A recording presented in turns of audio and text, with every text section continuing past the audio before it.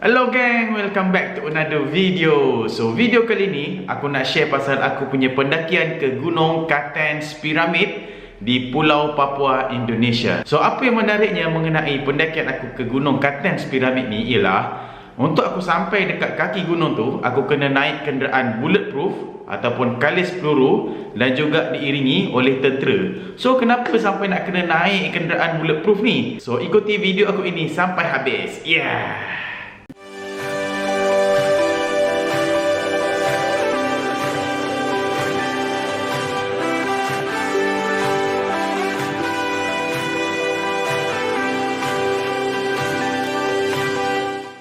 Okay geng, so Gunung Kartens Pyramid ni adalah gunung yang tertinggi di Indonesia dan gunung yang tertinggi di Oceania ataupun di benua Oceania. Dan dia termasuk daripada salah satu daripada 7 puncak tertinggi di 7 benua. So untuk sampai ke gunung ni ada beberapa route ataupun beberapa jalur untuk sampai ke base camp. Route pertama adalah melalui daerah Sugapa, yang kedua adalah melalui daerah Ilaga, yang ketiga melalui Lombok Emas PT Freeport, dan juga yang keempat yang paling senang sekali ialah naik helikopter terus daripada Bandar Timika terus sampai ke base camp gunung ni. So untuk pendakian aku telah memilih untuk laluan Freeport, iaitu lombong emas yang terbesar di dunia dan juga lombong tembaga yang ketiga terbesar di dunia. Namun lombong ni sebenarnya ialah lombong Grasberg yang dimiliki oleh PT Freeport. So kenapa kita kena naik kenderaan yang bulletproof dan juga diiringi oleh tentera untuk masuk dekat kawasan ni? So aku share dulu info berkenaan Papua dan juga lombong emas ni. So Gunung Kartens Pyramid ni sebenarnya dia berada di Pulau Papua ataupun Pulau New Guinea. So sebahagian daripada pulau ini adalah New Guinea, iaitu dulu dikenali sebagai Papua Timur, dan sebahagian daripada pulau ini juga namanya ialah Papua Barat yang dulu dikenali sebagai Irian Jaya. Papua Barat ni sebahagian daripada Indonesia. So di Papua Barat ni ada puak pemisah yang dikenali sebagai Organisasi Papua Merdeka, yang diorang ni sebenarnya menuntut kemerdekaan daripada Indonesia. Diorang nak keluar daripada Indonesia dan bentuk negara sendiri macam New Guinea. Jadi Papua ni kawasan dia agak sensitif, agak kurang selamat sebab selalu ada rusuhan, ada tunjuk perasaan dan macam-macam isu berkenaan perkauman, dan juga selalu ada demo dan sebagainya.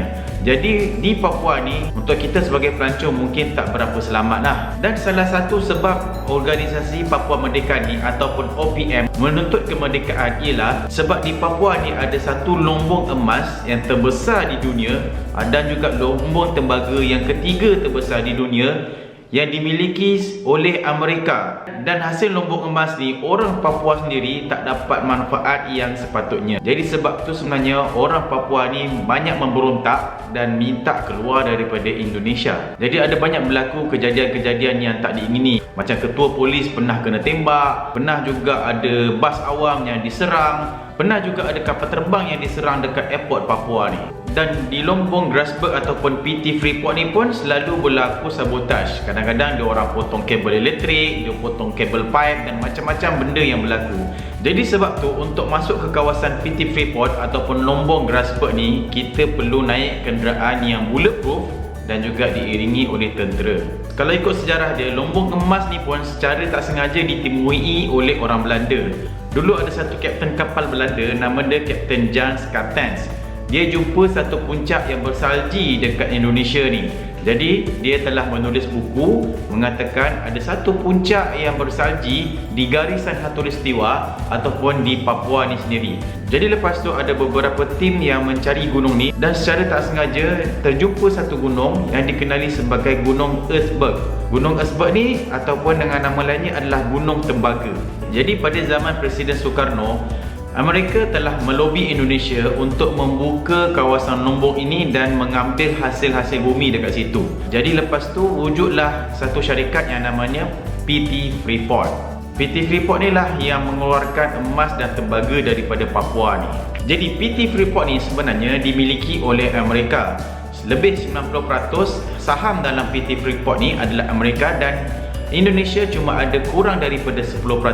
Dan inilah juga antara sebab orang-orang Papua memberontak dan tidak setuju dengan lombong emas ni yang diambil oleh Amerika. Jadi pada tahun 2018, pada zaman Presiden Joko Widodo, Indonesia telah berjaya mengambil alih pegangan saham dalam PT Freeport ni, dan sekarang Indonesia telah memiliki lebih 50% daripada saham PT Freeport ni. Tapi macam mana pun sebenarnya gunung Earthberg yang ataupun gunung yang tembaga tadi tu dah habis diambil oleh PT Freeport, dan sekarang tinggallah satu lagi kawasan pelombongan lain yang nama dia Grasberg. Grasberg ni berbeza dengan Earthberg. Earthberg tu adalah satu gunung tembaga. Grasberg ialah pelombongan di mana diorang ni buat lubang yang besar dan gali dekat dalam perut bumi ni. Jadi sekarang lubang yang kat situ adalah namanya Grasberg. Grasberg ni sekarang dah membentuk satu lubang yang besar. Besarnya lubang ni dah melebihi 200,000 hektar, dan banyaknya emas dan tembaga dekat kawasan ni. Pada tahun 2016 sahaja diorang keluarkan 482 juta kilogram tembaga, 33,000 kilogram emas dan 92,000 kilogram perak. Banyak gila emas dan tembaga dekat kawasan ni. Itu pun belum kira daripada tahun 1888 diorang mulakan gelombang ini, dan sampai sekarang berapa banyak emas dan tembaga dah dikeluarkan. Jadi untuk pekerja-pekerja yang bekerja dekat Lombong Emas ni, diorang ni tinggal dekat satu kampung yang namanya Tembagapura, ataupun aku boleh katakan sebagai bandar lah. Sebab kawasan ni sangat proper, sangat komplit. Dekat tengah-tengah hutan, tiba-tiba ada satu perkampungan ataupun bandar yang komplit dengan bank, dengan pub, dengan kolam renang, dengan padang golf, apa lagi, restoran, semua benda ada dekat situ. Sekolah international school pun ada. Sebab kebanyakan pekerja-pekerja kat sini pun banyak yang daripada luar negara, termasuk daripada US, Korea, Jepun, China, dan banyak lagi negara-negara yang ada dekat kawasan ni. Jadi untuk pergi ke Gunung Kartens Pyramid ni, aku kena pergi ke Tembagapura ni tadi, dan kemudian naik ke Lombong Grasberg, dan barulah memulakan trekking untuk ke Gunung Kartens Pyramid. So back to aku punya perjalanan untuk ke Gunung Kartens Pyramid ni. So daripada KL aku ke Jakarta, daripada Jakarta ke Jayapura. Jayapura ni kira bandar ataupun ibu kota bagi Papua lah. Kemudian daripada Jayapura aku naik flight lagi ke Timika. Timika ni adalah bandar yang paling dekat dengan Grasberg ni ataupun PT Freeport ni. Dekat airport, suppose on way to Timika, Papua ni Papua. Tapi ada banyak drama yang jadi sebelum saya pergi ni. Tak tahulah dapat lepas ke tak immigration. Semalam, sepatutnya flight saya semalam, tapi check dekat immigration, rupanya saya ada sekatan perjalanan, ada masalah dengan KWSP. And sampai last minute sekarang ni 12.47 11.47, saya punya flight lagi sejam, 12.50 geng. Tinggal tunggu clearance daripada custom. Tak tahulah boleh clear ke tak. So kita cuba. Kalau tak berjaya, kena balik lah geng. Rugi geng, banyak weh, duit habis. Jadi ni tak tahu apa drama yang terbarunya. Kita tunggu lepas ni sama ada saya boleh lepas ke tak immigration ni. Okay geng, nampaknya kita berjaya nak masuk flight. Saya punya status immigration dapat settle. Last minute betul-betul lagi. Sekarang 12.13, flight saya 12.50. So ni memang kena lari masuk flight.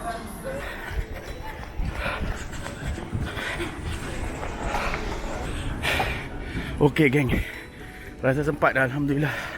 C31 Jakarta. Betul-betul banyak dugaan untuk trip ni daripada awal. Pasal duit, pasal macam-macam lagi. Jakarta. Bye-bye geng. Alhamdulillah.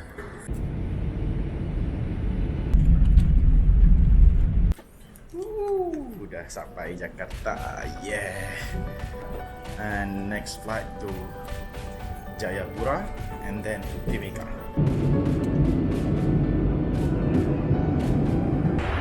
Last flight nak ke Timika.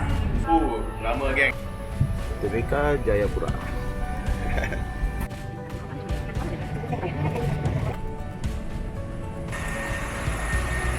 Welcome to Papua. Sampai juga dekat Timika lepas 18-20 jam journey daripada KL.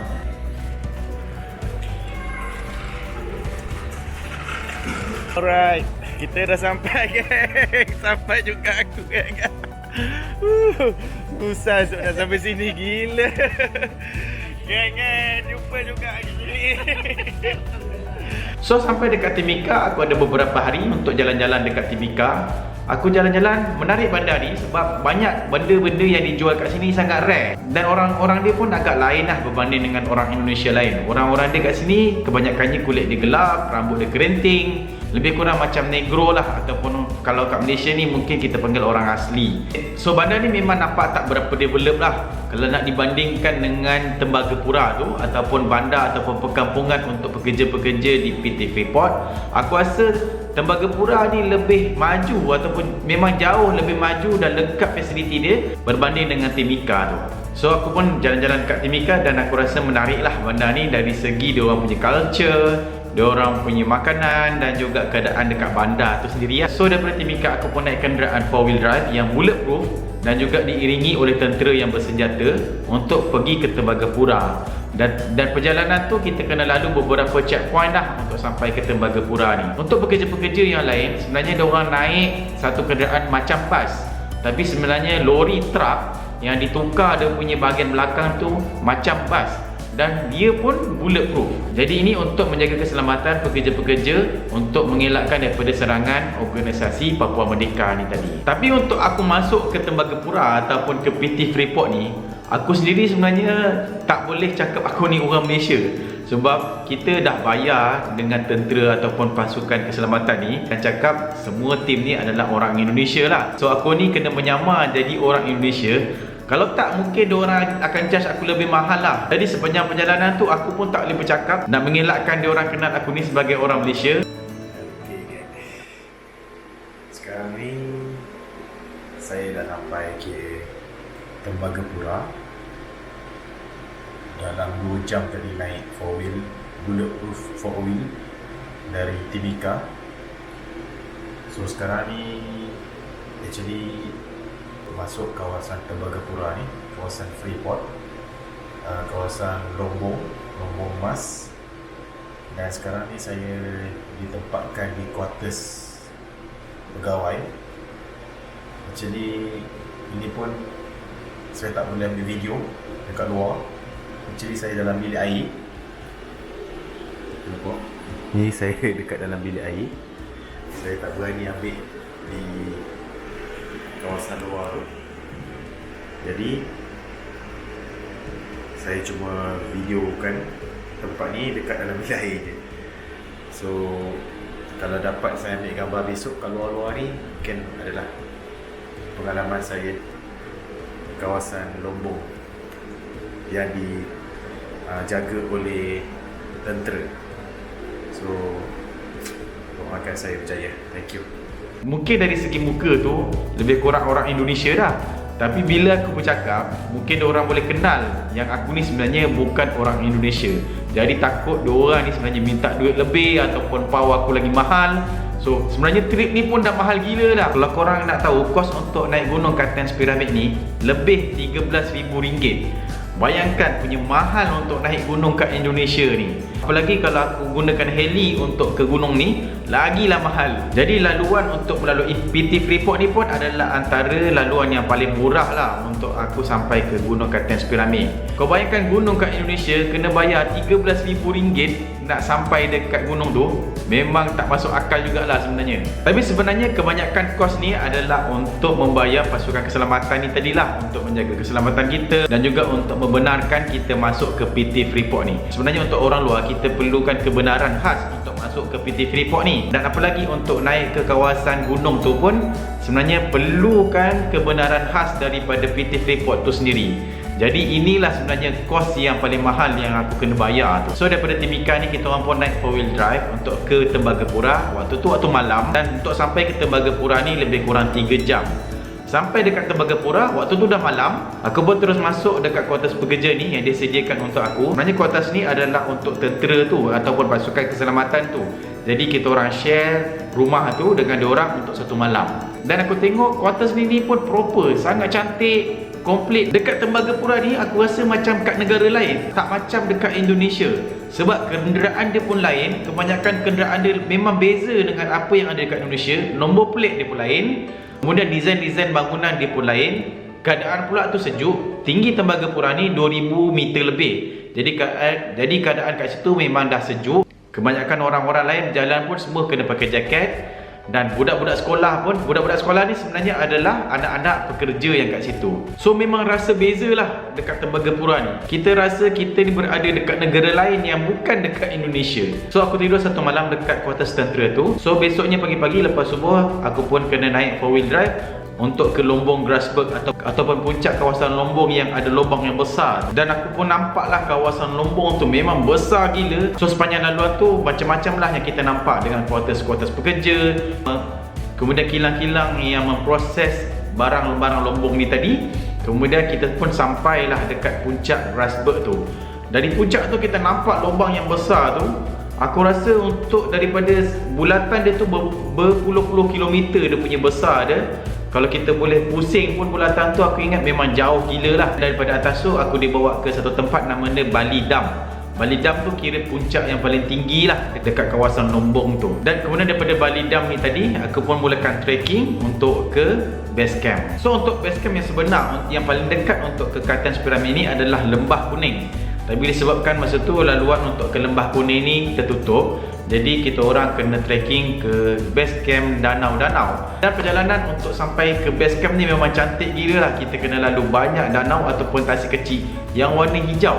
Dan memang cantik gila kawasan-kawasan ni. Untuk sampai dekat base camp danau-danau ni tak adalah jauh sangat. Aku rasa lebih kurang 4 jam je dah sampai dekat base camp. So aku tidur satu malam dan besoknya kita rest satu hari untuk acclimatize. Sebab gunung ni pun tinggi. Tinggi dia 4000 meter lebih. Jadi kita kena acclimatize satu hari. Dan kemudian hari ketiga baru kita mulakan trekking untuk ke puncak. So hari untuk ke puncak tu, daripada base camp danau-danau, aku kena trekking ke base camp Lembah Kuning. Dan daripada Lembah Kuning lah baru kita mulakan pendakian. Sebenarnya Gunung Kartens Pyramid ni adalah gunung yang teknikal.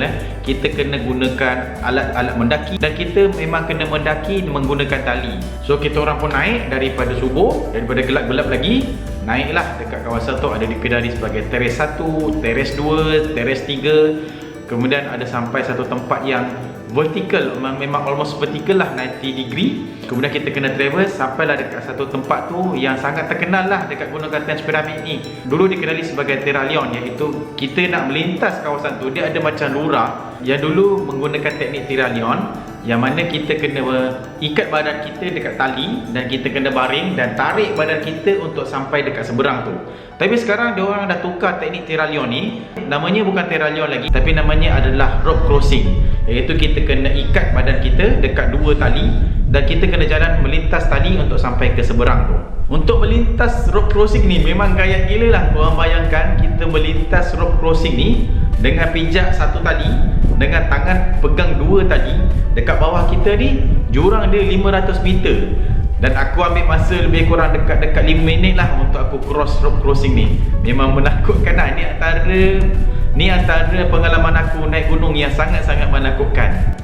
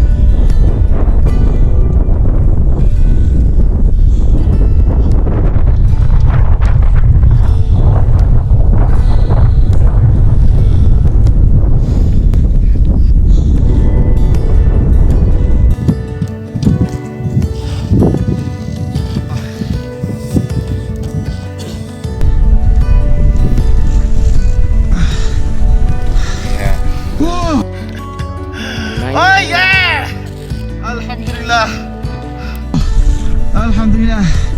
Thank you, gang. Oh, scary. Pengaman di sini.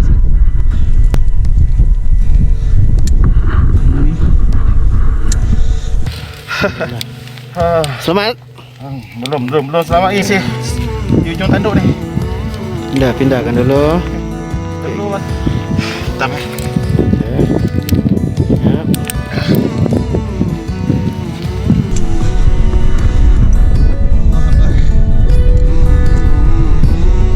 This is 100% scary.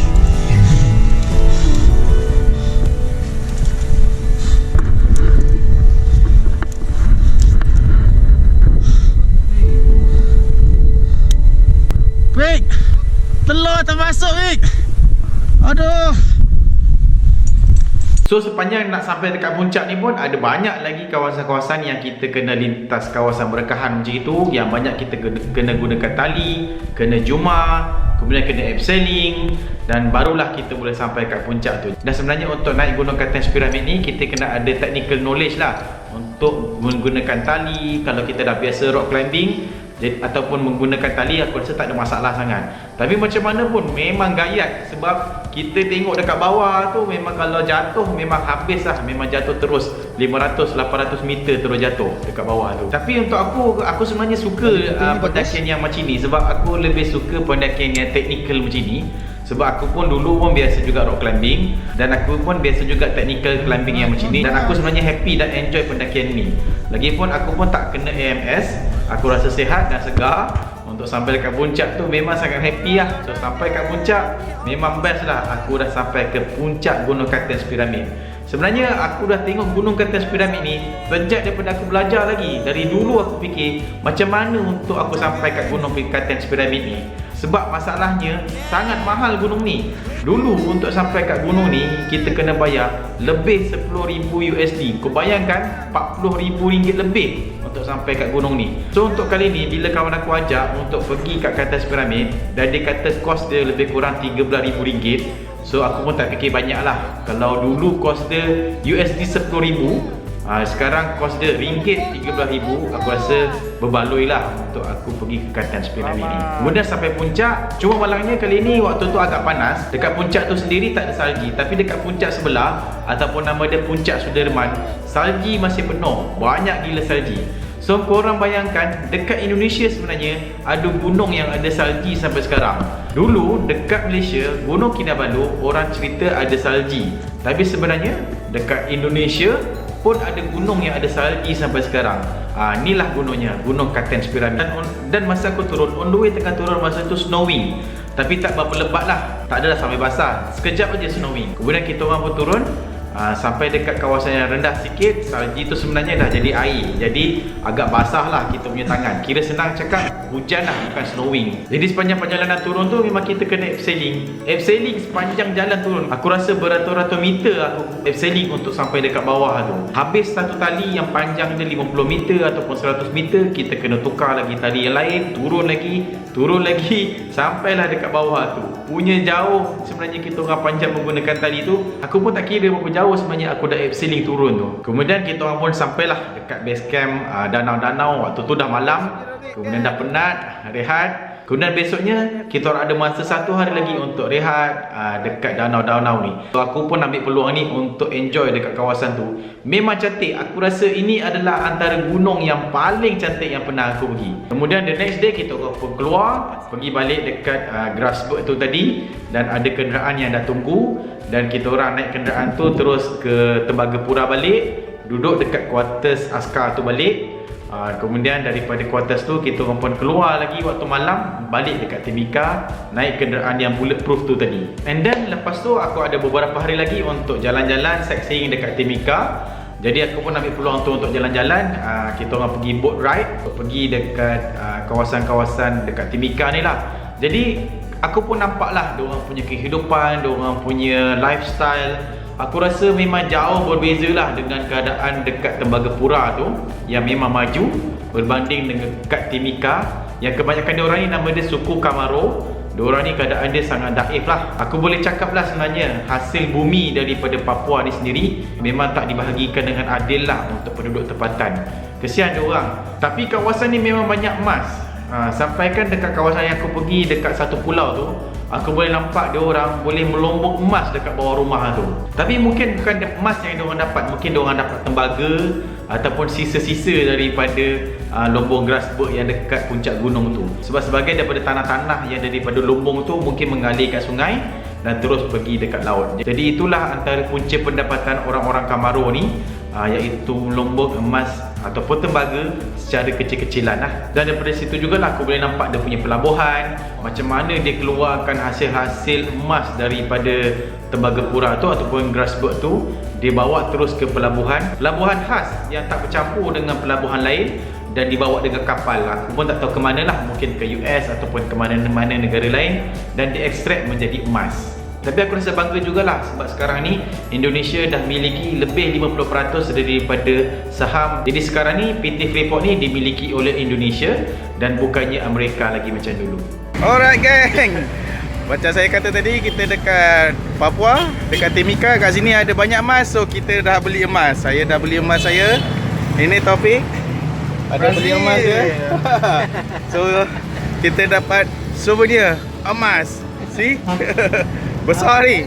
Alright. So itulah sikit pengalaman aku mendaki Gunung Kartens Pyramid. Dakiannya sangat mahal, sangat menakutkan, dan juga pengalaman aku yang kena naik kenderaan yang bulletproof. So itulah pengalaman aku rasa sangat menarik lah untuk naik ke Gunung Kartens Pyramid ni. Jadi untuk korang-korang yang nak pergi ke Gunung Kartens Pyramid, so korang mungkin boleh naik gunakan jalan lain, gunakan heli ataupun guna route daripada Ilaga ataupun gunakan route daripada Sugapa ni. Tapi route daripada Ilaga dan Sugapa ni sebenarnya jauh. So kena perlukan, tak salah aku, dalam 2 minggu keseluruhan perjalanan daripada Sugapa ataupun Ilaga ke puncak dan patah balik. Lebih kurang 2 minggu.